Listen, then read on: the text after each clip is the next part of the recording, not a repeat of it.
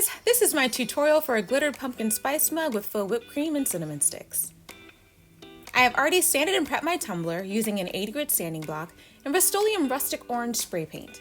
We'll be applying our glitters using the epoxy method, and since I'll be using a larger cut or chunkier cut of glitter, I'll be using a tad more epoxy than usual to help me blend my two colors together.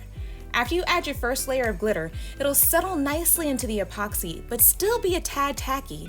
So we'll be able to go over and sprinkle more glitter on top so we can get a really nice blend.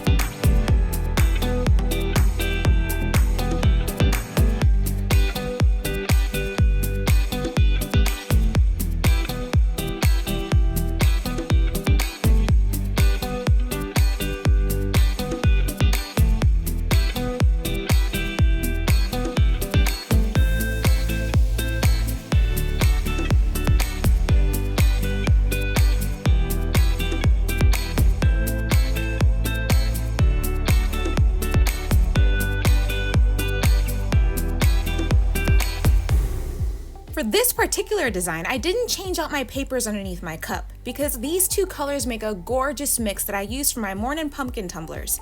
But if you want to keep your colors separate, remember to switch out your paper underneath after each color.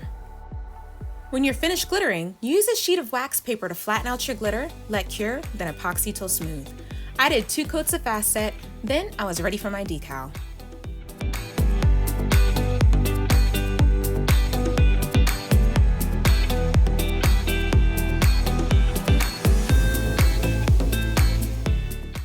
Last year, I created designs for my tutorials for the Christmas blend and winter blend hot chocolate tumblers. And I decided I need an autumn blend for fall. But instead of hot chocolate, nothing screams fall like pumpkin spice.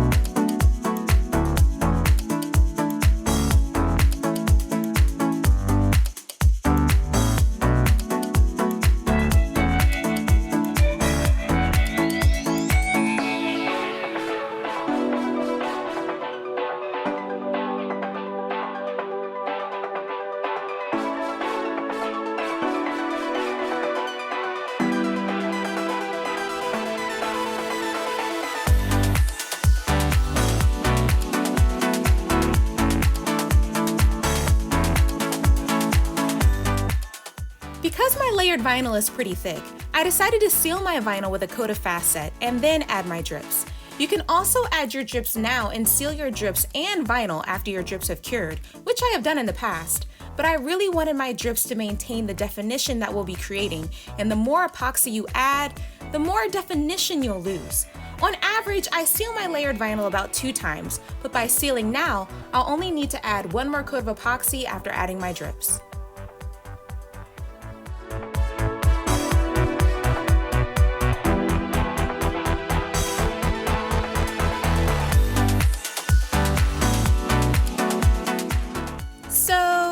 My designs are always evolving, so for my drip this time, I really wanted it to look like whipped cream with all the ridges and peaks. To get this look, I added CC DIY's nice and thick into my epoxy until the consistency reminded me of frosting. When I lift up my stir stick, there were no strings of epoxy hanging or anything like that. You can also make peaks in the epoxy.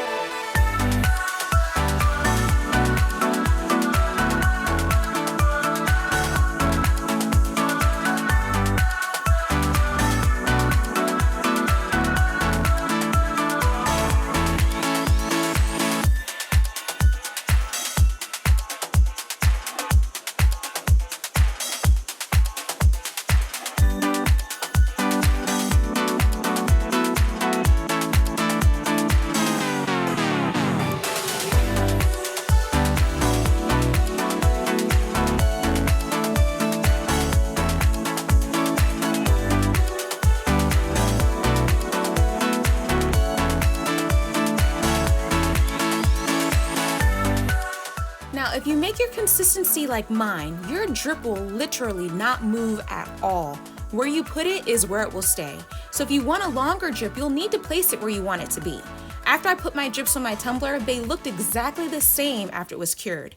If there was any movement, I didn't see it.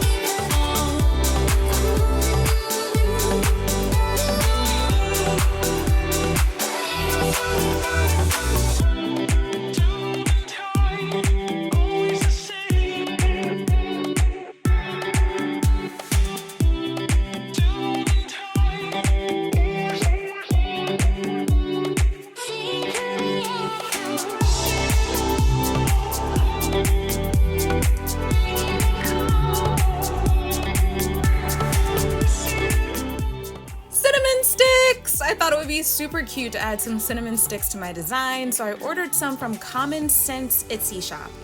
Get it? Common Sense? I love it.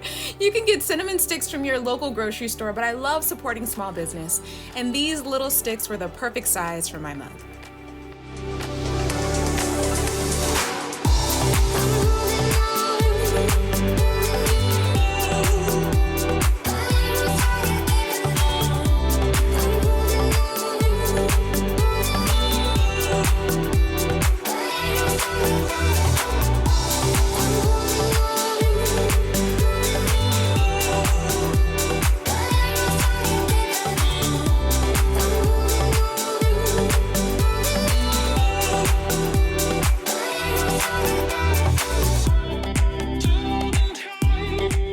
When you're finished, set your mugs where they won't be disturbed to cure. I personally don't put them back on my turner, I just set them to the side where I won't bump into them.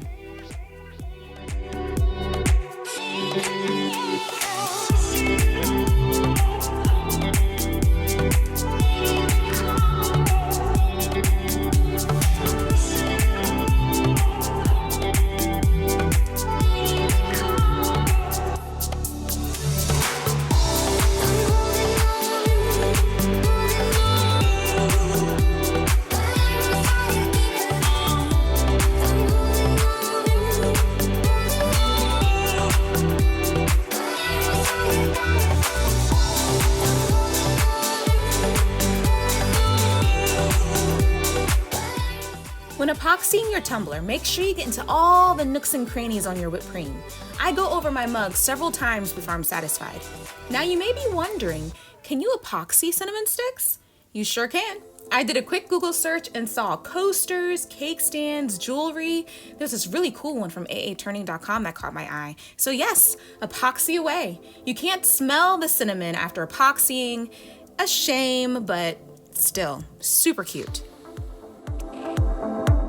Let cure and you'll be all done. That's it, guys. Thank you so much for watching my tutorial. Have fun making your glittered pumpkin spice mugs with faux whipped cream and cinnamon sticks, and I'll see you again next time.